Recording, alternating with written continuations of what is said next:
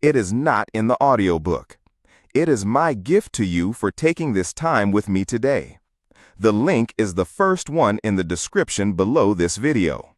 Tomorrow, you will forget you ever felt this click. Tonight, you will not. This is your threshold. Step across it. The choice is yours. You can be another statistic in the podcast graveyard, or you can build an engine that serves your listener, grows your business, and lasts. Now, go build something that lasts. If something inside you shifted while listening to this, if you felt that quiet click of recognition, then this is your moment. The ideas in this audiobook are a starting point. The real work, the transformation, happens when you apply them. But I know how it is. Life gets in the way. Tomorrow, the feeling will fade. To prevent that, I've created something specifically for you. It's a one-page PDF called the Goal First Blueprint. It's a worksheet that walks you through defining your goal, your one perfect listener, and your show's hyper-specific niche. It's the framework from this book on a single page you can print out and put on your wall. Your podcast becomes the top of your sales funnel. The episode delivers immense value for free. The call to action invites the listener deeper into your world. The sales process takes care of the rest. You are using your voice to build trust and demonstrate expertise at scale, creating a natural, frictionless pathway for your best listeners to become your best clients. It becomes a self-sufficient machine. I still have that old Neumann microphone. It sits in its box on a shelf in my office. A heavy, beautiful reminder of all the passion and all the mistakes. It reminds me that effort without strategy is just noise. It reminds me that love for your craft is not enough. You were not at minute 1 of this audiobook. Now you know who you are speaking to. You know what your show is for. You know that specificity is your strength and that retention is the only metric that matters. The show was called Marketing Spiel. No romance, just pure utility. It was a 15-minute weekly show. Each episode tackled one specific marketing problem and offered a clear, actionable solution. The goal was not downloads. The goal was to get qualified listeners to book a 30-minute strategy call with me. That was the only call to action in every single episode. That show never got more than 1,000 listeners per episode, a fifth of the Vinyl Echo's audience. In its first year, that tiny, hyper-specific podcast, recorded on a simple Rode microphone in that same closet, generated over 6 figures in new consulting business. Let that sink in. 1/5 the audience, 0 romance, 1 clear goal, and it built my entire business. That is Gold First podcasting in action. Monetization is not an afterthought. It's not a vague hope. It is baked into the show's DNA from day one. Forget your total downloads. Obsess over your audience retention. A show with 500 loyal listeners who hear every single word is infinitely more valuable than a show with 50,000 downloads where the average listen time is 3 minutes. One is an audience. The other is a tribe. Businesses are built on tribes. Chapter 7. The title of this chapter is The Last Microphone. Let's go back to the beginning. Back to my 2 podcasts, The Vinyl Echo, my beautiful, passionate failure. At its peak, it had about 5,000 listeners per episode. It was critically acclaimed in circles that didn't matter, and it generated 0 business. It was a black hole for my time and money. A year after I shut it down, after I made that humiliating phone call, I launched a new show. This one wasn't for me.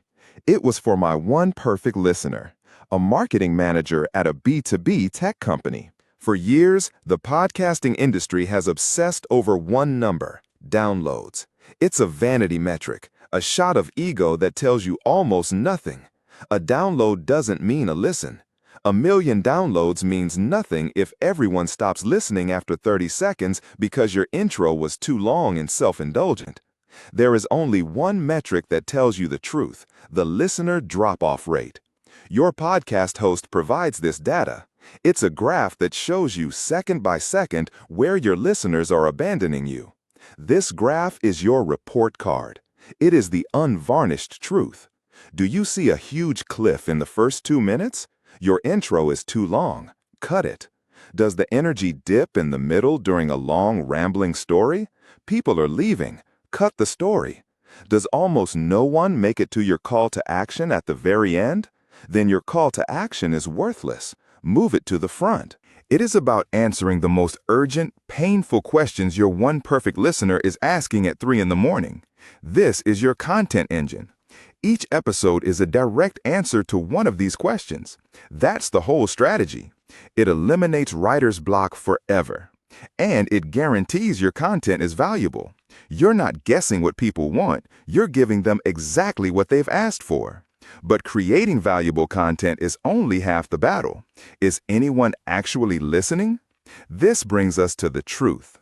Go to the New York City subway at 8 a.m. Look at the commuters. Packed in tight. No one is just listening to a podcast. They're dodging a backpack, scrolling Instagram, answering a text from their boss, and trying not to spill their coffee.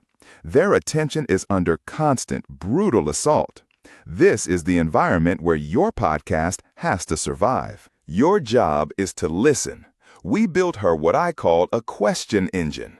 For 1 week, her only job was to write down every single question her clients and prospective clients asked her. Every email, every phone call, every offhand comment in a meeting, no matter how simple or repetitive it seemed. What did she get? Things like, how much do I really need to retire? Is now a good time to invest in stocks? What's the difference between a Roth and a traditional IRA? My kid is starting college in 10 years. How do I even start saving for that?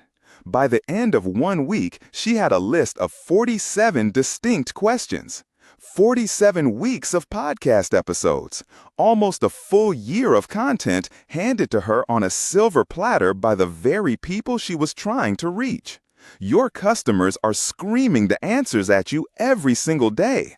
Your content is not about what you find interesting. A quiet space and a reliable microphone. You are not NPR. Your listeners don't expect sonic perfection, but they do expect to hear you clearly. Your audio quality is a direct reflection of your respect for their time. Don't be cheap where it counts the most. Don't lose the uncorrupted file. Chapter 6. The title of this chapter is The Engine and the Truth. I had a client once. Let's call her Sarah. A brilliant financial advisor, but she was paralyzed by the thought of starting a podcast. She told me on our first call, her voice tight with anxiety, "Julian, I don't know what to talk about. I feel like I'll run out of ideas after 3 episodes. I've got nothing interesting to say." Sarah was suffering from a common delusion. She thought she had to invent content from scratch. She thought she had to be a creative genius. I told her, "Sarah, your job isn't to invent anything." The lesson was burned into my soul with acid. Never, ever, ever cheap out on the 2 things that stand between your voice and your listener's ear: your microphone and your recording environment. You do not need a $5,000 professional studio. This is about the minimum viable studio. Here is what you need. First, a quiet room with soft surfaces. A closet full of clothes is unglamorous, but it's an acoustic paradise. It absorbs sound. A big, empty room with hardwood floors and high ceilings is the opposite. It creates echo and reverb. It sounds cheap. It sounds unprofessional. Second, a quality, reliable microphone. A USB mic like a Blue Yeti or a Rode NT USB is more than enough. It costs more than $70. It is worth every single penny. It is the price of not having to make that phone call. It is the price of a file that is not corrupted. That's it. The rapport was electric. I felt it in my bones. This is it. I was flying. We wrapped up. I thanked him for his time. He logged off the call. And I looked at my recording software. And I saw the words. The two words that still give me a cold jolt. File corrupted. I clicked, nothing. Error message, unrecoverable. The panic that washed over me was not hot. It was cold and absolute. A wave of ice water flooding my chest. An hour of this man's incredibly valuable time, gone. My one shot at credibility evaporated. My entire business plan, my comeback story, turned to digital dust by a $70 piece of plastic. I had to make the most humiliating phone call of my career. I had to tell that CEO that my own incompetence had wasted his time. He was gracious, but I could hear the disappointment, the silent judgment. He never called me again. A moment of pure, gut-freezing panic. After the glorious failure of the Vinyl Echo, I finally landed my first paid podcast production gig. It was a big one, an interview with the CEO of a major tech company. The stakes were high for my tiny new business. A success here would mean more clients, more credibility, a way forward. I was back in the closet studio, back on my little stool, surrounded by my wife's winter coats, the familiar smell of cedar and wool. But this time, something was different. I was trying to be smart with my money. I'd sold the expensive Neumann microphone, that beautiful piece of engineering. I bought a cheap $70 USB microphone that had thousands of 5-star reviews on Amazon. A bargain. The interview was a dream. The CEO was brilliant, funny, and shared incredible insights for an hour. I was on fire. I was asking the right questions. Once you have that specificity, you must brand the sound. Your intro music isn't a jingle, it's a handshake. It sets a promise. Is your show a high-energy, tactical masterclass or a calm, thoughtful, strategic conversation? Your music must match that promise, and it must be short. Get in, set the mood, and get to the value. Your name, your artwork, your audio signature, they are the cover of your book. They must make a clear promise. The dental practice profit engine with clean professional cover art communicates value. Chatting with Chad with a blurry selfie as the art communicates nothing. It's a hobby. Be the undisputed best answer to a very specific question for a very specific person. Build a lighthouse, not just another light. Chapter 5. The title of this chapter is The Uncorrupted File.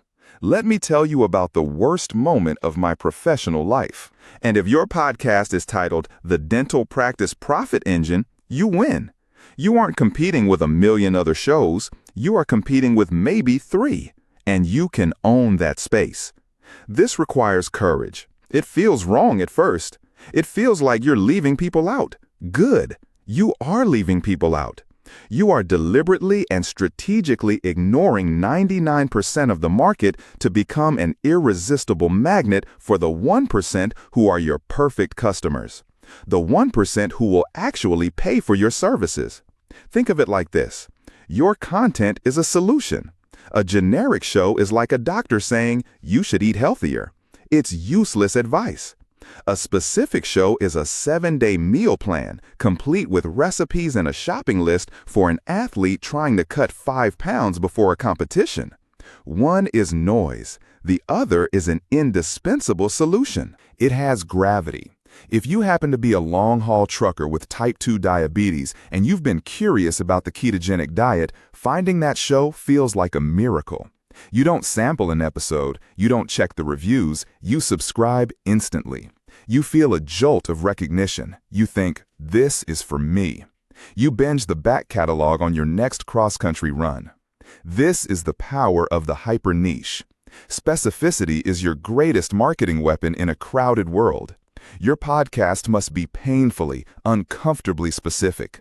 You need to plant a flag on a tiny sliver of intellectual real estate and become the undisputed king or queen of that hill.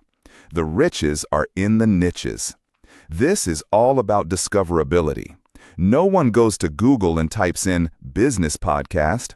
They search for a specific pain. They search for how to reduce employee turnover in a dental practice. You have been granted a level of access that marketers a generation ago would have killed for. Do not squander that privilege by being generic. Your job is not to be interesting to everyone. Your job is to be indispensable to someone, to one single soul in the dark. Chapter 4. The title of this chapter is A Lighthouse in the Fog. There's a concept from psychology called cognitive fluency. It's a fancy term for a simple idea. Our brains prefer things that are easy to think about. We are wired to gravitate towards clarity and run from complexity. A broad, generic podcast called Health and Wellness Today is cognitive quicksand. The brain doesn't know what to do with it. It's too much work. It promises everything, which means it promises nothing. It's fog. But a podcast called Keto for Diabetic Truckers? That is not fog. That is a lighthouse. It is an anchor of absolute clarity. The answer determines your show's length, format, and tone. You need to write this down. Give them a name, a job title, a secret fear, a career ambition. This avatar is your North Star. This person is your new boss. Every decision you make, from your cover art to your interview questions to the music you choose, is run through a single, ruthless filter. What would Sarah, the overwhelmed director of sales, think of this? Does this solve her problem? Does this respect her time? Does this make her feel seen and understood? When you speak to one person, you connect with thousands. When you try to speak to thousands, you connect with no one. You become noise. You become another forgettable corporate show talking about synergy and paradigms. Podcasting is the most intimate medium we have ever invented. It's a voice in someone's head. You have to stop thinking about your audience, your listeners, your demographic. That is marketing fog. You need to focus on your one perfect listener. An avatar so real, so specific, you could order them a coffee. Who is this person? I mean, really, not males 35 to 55. That's useless data. That tells you nothing. I want you to know their soul. What is the first thing they think about when they wake up in a cold sweat at 3 a.m.? What's the one nagging business problem that, if solved, would get them a promotion and a raise? What podcasts are they already listening to? What do they love about them? What do they secretly hate? Where are they when they listen to you? This is critical. Are they on a crowded New York City subway, their attention split a dozen ways? Or are they on a 45-minute commute through suburban Ohio with time for a deeper dive? He wasn't speaking to the British people. That's an abstraction. An audience is a faceless mob. You can't connect with a mob. No, Churchill was speaking to a 35-year-old woman named Brenda. Picture her. It's 1941. She's huddled in a cold, damp tube station during an air raid. The metallic screech of the trains has been replaced by the distant, sickening thump of explosions. The air smells of wet concrete, unwashed bodies, and fear. She is clutching her two small children, their faces buried in her coat. She is terrified. She is exhausted. She is hungry. She needs hope, but she despises empty platitudes. She needs resolve. She needs a voice of strength in the darkness. Churchill, in his broadcast studio miles away, spoke directly to Brenda. He pictured her face. He felt her fear. And in speaking to her, one single soul in the dark, he spoke to a nation. Your podcast needs its Brenda. Is it to get qualified listeners to book a 15-minute demo call? Is it to get them to subscribe to your high-ticket weekly newsletter? Is it to get them to buy your $99 course? This is not a creative choice. It's a business decision. You must decide on your one goal before you choose your name, before you buy your microphone, before you even think about your first guest. Why? Because the goal dictates everything. It dictates the format, it dictates the content, it dictates the length, the tone, and the call to action. The goal is the show. So, before we go any further, what is your podcast for? Chapter 3. The title of this chapter is Speaking to One Single Soul. During the darkest days of the Second World War, when bombs fell on London like rain, Winston Churchill didn't just broadcast into the void. His team of advisors built a precise avatar. I looked at him. I could feel his exhaustion. I asked him the question, the only question that matters. What is the goal of the show? He blinked, like I'd asked him to explain quantum physics. The goal? He stammered. Thought leadership. Brand awareness? Brand awareness and thought leadership are not goals. They are the byproducts of a goal well executed. They are fog. You cannot measure fog. You cannot take fog to the bank. I asked him again, leaning in. Mark, what do you want a listener to do after they listen to an episode? He didn't have an answer. And that right there was the $50,000 mistake. His team was making a show, a good one by the sounds of it, but they weren't building a tool. Your podcast must have one single primary objective, a non-negotiable, quantifiable goal. Not 3 goals, not 2, 1. This is why 9 out of 10 shows fail. Podcasters fall in love with the sound of their own voice. They think their job is to fill an hour of audio. They chase download numbers, a vanity metric that feels good but pays no bills. They are building a radio show when they should be building a relationship. I met a man once at an airport bar in Chicago O'Hare, a VP of marketing named Mark for a mid-sized software company. He was staring into a glass of $16 bourbon, the picture of executive defeat. The air smelled of stale beer, lemon-scented cleaning fluid, and quiet desperation. We started talking. He told me he was burning $50,000 a quarter on their corporate podcast, $50,000 every 3 months. He said, "It's beautiful, sounds like NPR. We have a great host, amazing guests from our industry. My CEO is about to kill it. The metrics just aren't there." So forget everything you think you know about podcasting. We're not here to make art. We're here to build an engine. Chapter 2. The title of this chapter is The Only Question That Matters. Let me be perfectly clear. The world does not need another podcast. It doesn't need your witty banter. It doesn't need your insightful interviews. It doesn't need your passion for artisanal cheese or mid-century architecture or even your own industry. That sounds harsh, but it's the most liberating truth you will ever hear. What the world does need is a solution to a painful, expensive, and urgent problem. Your podcast is not the show. Your podcast is a delivery mechanism for that solution. It is a tool. It is a scalpel. It is an asset designed to achieve a single, measurable business objective. This is the mistake that creates the podcast graveyard. I opened the podcast hosting website, found the folder with every episode I had so lovingly crafted, and I dragged it to the trash. I heard the little digital crunch as 18 months of work vanished into the void. I unplugged the Newman, carefully coiled the expensive cable, and placed it back in its velvet-lined box. I just sat there, in that silent, cedar-scented closet, the silence roaring in my ears. And in that quiet, the brutal truth finally landed. It felt like a punch to the sternum. My podcast had failed before I ever hit record. It failed because I was obsessed with the content, not the customer. I had built a beautiful, ornate fishing boat with the most expensive rods and reels and sailed it onto a lake where there were no fish.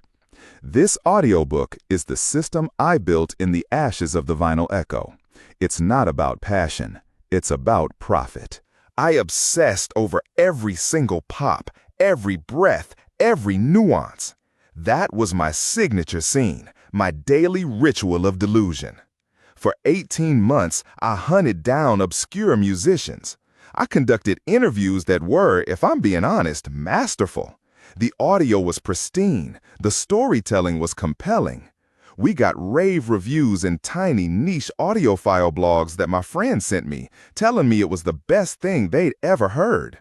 And in terms of my actual business, my marketing agency, It was a Category 5 disaster. 18 months of my life, thousands of dollars I didn't have, hundreds of hours stolen from my family and my clients, and it generated exactly $0 in revenue. It attracted listeners, yes, but it didn't attract a single client.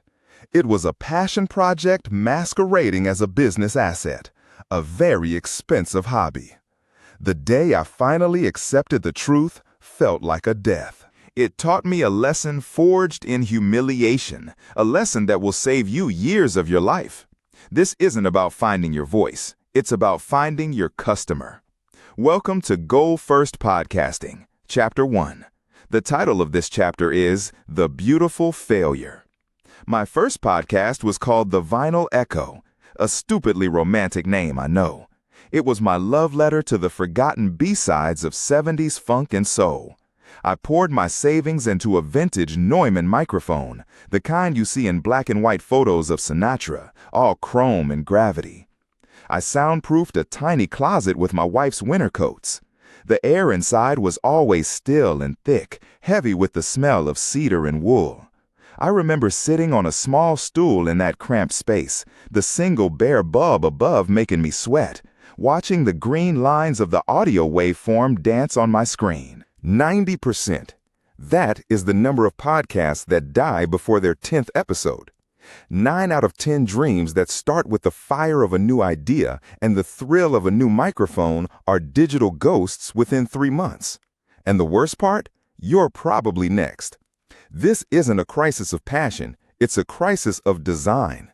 And if you don't understand this, every hour you spend editing, every dollar you spend on equipment, every ounce of courage you pour into that microphone in the year 2025 will be for nothing. The air in your recording space will feel thick with wasted effort, smelling faintly of stale coffee and defeat. I will show you how to build the one show in 10 that doesn't just survive, it sells. My name is Julian Croft. And for 18 months, I built a podcast that was a beautiful, spectacular failure. It's a single-page checklist that lets you diagnose your show's strategic health in under 10 minutes. It will show you exactly where the leaks are. This tool is the bridge between listening and doing. Tomorrow, you will forget you ever felt this click of clarity. The daily grind will take over. The doubt will creep back in. Tonight, the blueprint is clear. To get the book and the scorecard, go to your podcast app or to the page where you are listening to this audio. The link is the first one in the description below this video. Now, go build. I still feel the phantom sting of that $10,000 failure. I think I always will. But now, it feels like a scar, not a wound. It's a reminder of the price of ignorance and the value of a true strategy. It is the foundation of everything I've built since. You have the blueprint. You have the tools. You know how to build the engine. You are not just a podcaster. You are a brand architect, a media CEO, a strategist. The microphone is on. Begin. If something inside you shifted while listening to this, if you felt that quiet click of recognition, the sting of a passion project that went nowhere, that feeling is the starting point. But feelings fade. The full experience of the audience asset, the printed book or the ebook, contains something I couldn't put in the audio, the audience asset scorecard. The month after that, 5. Then 20. The machine was working. The vanity was gone. The desperation was gone. In their place was a calm, quiet, predictable machine. A machine that was building my business week after week. Chapter 9. The title of this chapter is Build Your Asset. That is the sound of a clear signal. It is the opposite of the feedback screech of failure. It is the sound of a system working in harmony. A message, a listener, and a goal all perfectly aligned. You came here holding passion in your hands, thinking it was an asset. It was a liability. You came here a hopeful hobbyist, a creative with a microphone. You leave an architect with a blueprint. You know that the room is more important than the microphone. You know that the goal is a scalpel, not a sledgehammer. You know that your listener is not a persona, but a single human being in an intimate space. It is the top of your funnel, building trust and establishing authority at scale for free while you sleep. Then the call to action at the end of each episode is not an ad. It is a helpful signpost. It drives the listener, the person you have just helped for 30 minutes, to your products, your services, your courses. The podcast becomes the engine that fuels the entire business. I confess, when I launched my second podcast, the one built on this blueprint, I was terrified. The ghost of Vantage Point was sitting in the room with me. The memory of that $10,000 failure tasted like blood in my mouth. For the first month, the goal conversion rate was 0. I thought, it's happening again. But I trusted the system. I looked at the drop-off cliff and I saw I was rambling for the first 3 minutes. I cut my intros to 30 seconds. The next month, one person booked a call. Then, turning on the monetization switch is not a greedy cash grab. It becomes a natural and welcome event. It's the logical next step. There are a few models. Ads only work at massive scale. Unless you have 50,000 downloads per episode, don't even think about it. You'll make pennies and annoy your audience. The direct support model is better.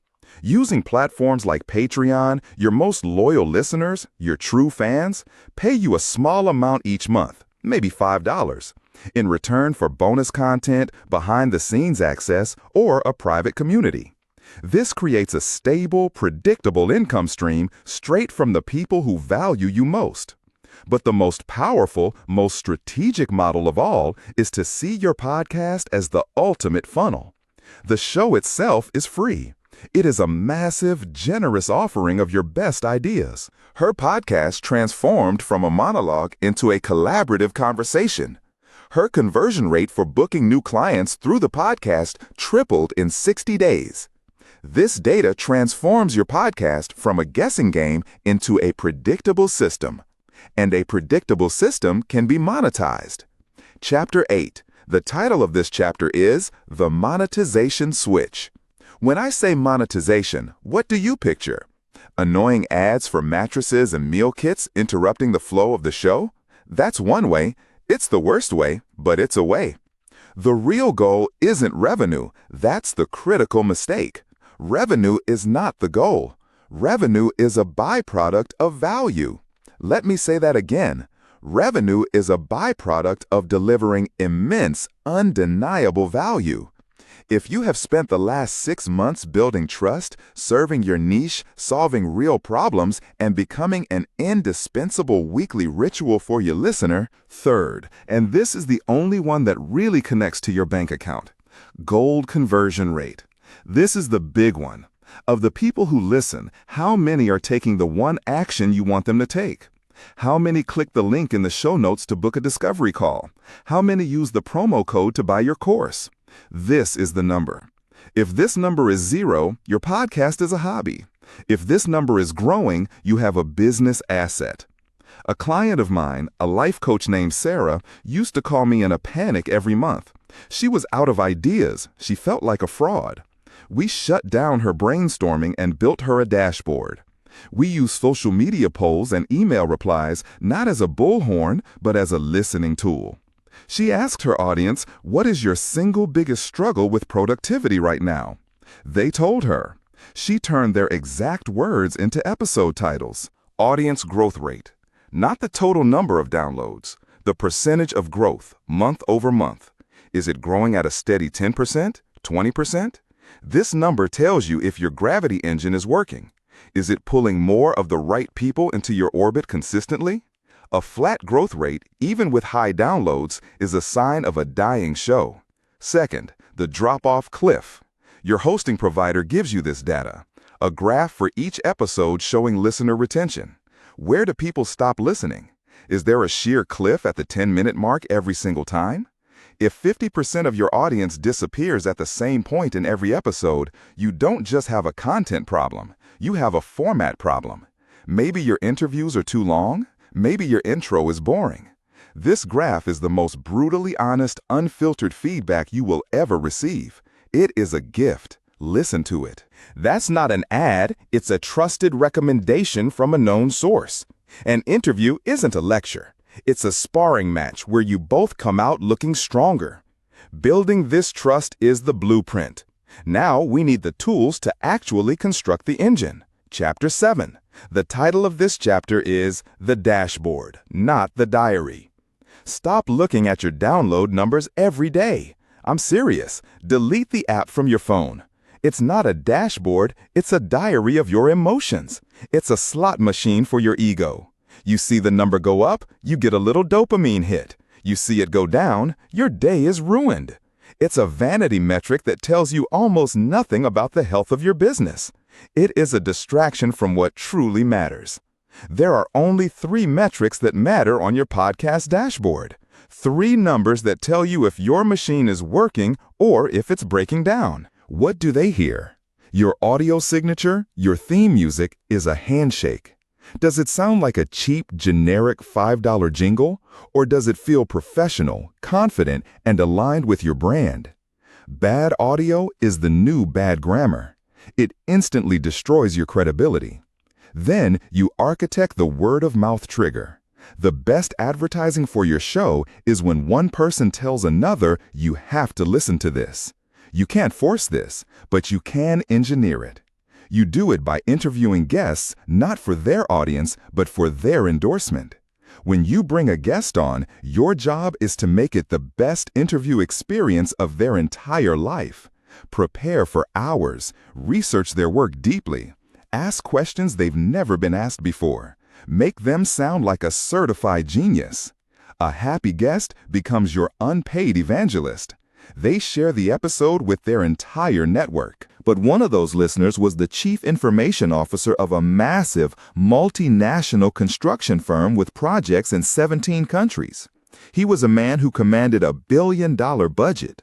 He never took cold calls, but he listened to podcasts on his long commute. After binge listening to 8 episodes of their show on a drive from San Francisco to Lake Tahoe, he pulled over, found their number, and picked up the phone. His first words were, "You people obviously understand my world better than anyone else. I need you in my office on Monday." That one phone call led to a single client that generated more revenue than the previous 5 years of their marketing efforts combined. It saved their company. It secured their future. That is the power of trust. And you don't get it by accident.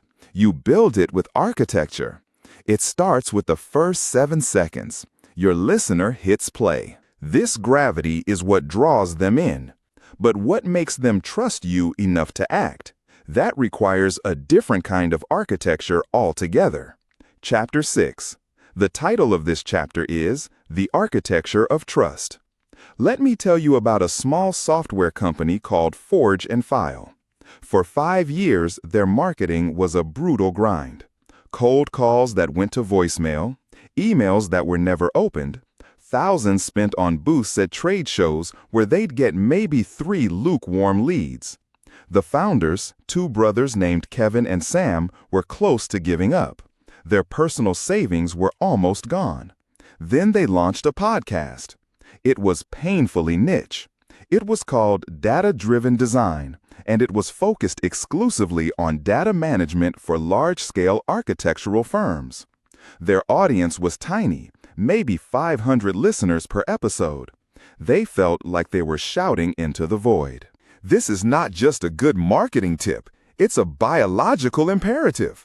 I'm talking about auditory habituation. Your brain is wired to create routines and rituals. When you release your show at the same time on the same day every single week without fail, you are literally wiring your podcast into your listeners' weekly schedule. Tuesday morning commute, that's your time. Thursday afternoon workout, that's your time. You become a reliable, comforting, and anticipated ritual. Breaking this rhythm is breaking a promise. It signals that you are not a professional. It tells the listener's brain, this is not a reliable source. Your cover art is also part of this engine. It is not a portrait of you. Nobody cares what you look like. It is a billboard on a crowded highway, seen for half a second. It must communicate your show's core value proposition instantly.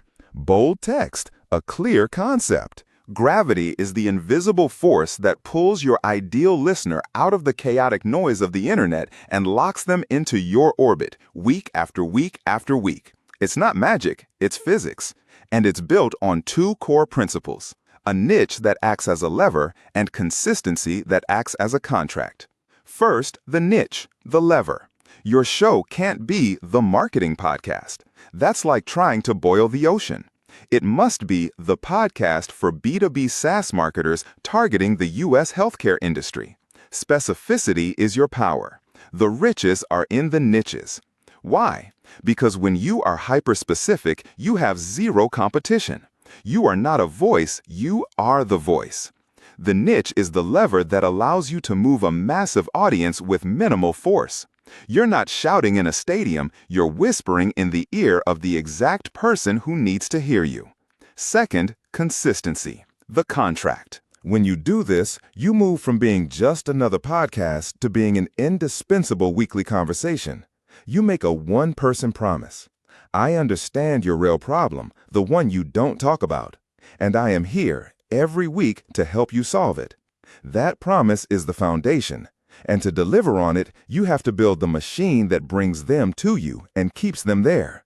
You need to build your gravity engine. Chapter 5. The title of this chapter is The Gravity Engine. Forget discoverability. That's a myth sold to you by podcast hosting companies. It suggests that listeners are actively out there, searching for new shows, and you just need to pop up in the right category.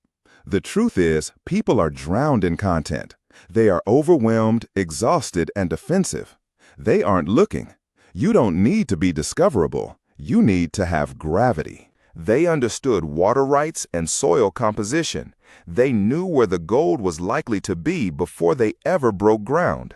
You must be a strategist. You must study the terrain of your listener's life. This isn't about their age. It's about their inner world. What do they secretly fear late at night when they can't sleep? Are they afraid of being seen as irrelevant in their career as younger people get promoted past them? Are they terrified of making the wrong financial decision and failing their family? What do they publicly crave? What is the image they project to the world? Do they want to be seen as an innovator, a great leader, a good parent? Your job is to map their day, not their demographics. You need to know the first thought they have in the morning and the last worry they have at night. You need to speak their private language, the exact words they use inside their own head. They are actively harmful. You are not speaking to a demographic. You are not speaking to an income bracket or an age range. You are speaking to one person. Right now, I am speaking to you through your earbuds or your car speakers, while you walk your dog or do the dishes or lift weights at the gym. This is the most intimate marketing environment ever created in human history. And most brands, most podcasters desecrate this sacred space with corporate jargon, generic advice, and content made for a faceless crowd. Think of the 19th century California gold prospectors. Most of them grabbed a pickaxe, found a piece of dirt, and just started digging randomly, driven by a feverish hope. They almost all went broke. They died poor and forgotten. But a few, the ones who got rich, they weren't just digging. They were strategists. They studied geological maps. Before you buy a microphone, before you design your cover art, before you record a single word, you must be able to complete this sentence out loud to another human being. The only reason this podcast exists is to. If you can't fill in that blank with a specific, measurable business outcome, stop. Do not pass go. A clear goal is the first step, but it's useless if you don't know who you're talking to. And I don't mean some generic avatar. That's the next lie we need to dismantle. Chapter 4. The title of this chapter is The Listener in the Room. Marketing gurus love personas. They are obsessed with them. They tell you to invent these absurd cardboard cutouts. Meet Marketing Mary. She's 35, lives in the suburbs, and drives a Volvo. Or Stuck in Traffic Robert. I want you to take those personas, douse them in gasoline, and set them on fire. They are worse than useless. The most common mistake is what I call the brand awareness lie. It's a disease. People say, "Oh, I just want to get my name out there." Brand awareness is a fog. It's unmeasurable. It's a coward's answer. It's an excuse for not having a real goal. You cannot take brand awareness to the bank. You cannot pay your mortgage with it. Your goal is not a sledgehammer trying to do everything at once.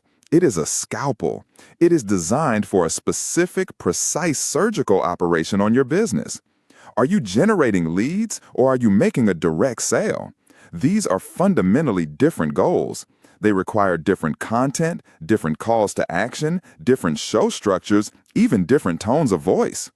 A lead generation podcast is a patient, educational conversation. A direct sale podcast is a sharp, urgent solution to a burning problem. So here is your litmus test. She was on her way to a conference she couldn't really afford. She said she was thinking of starting a podcast. She called it her last shot to build her brand before she had to give up and get a corporate job again. Her family's financial stability was on the line. Her desperation was a physical thing in the air between us. And in it, I saw the seeds of a fatal strategic error. She was about to build a show on hope.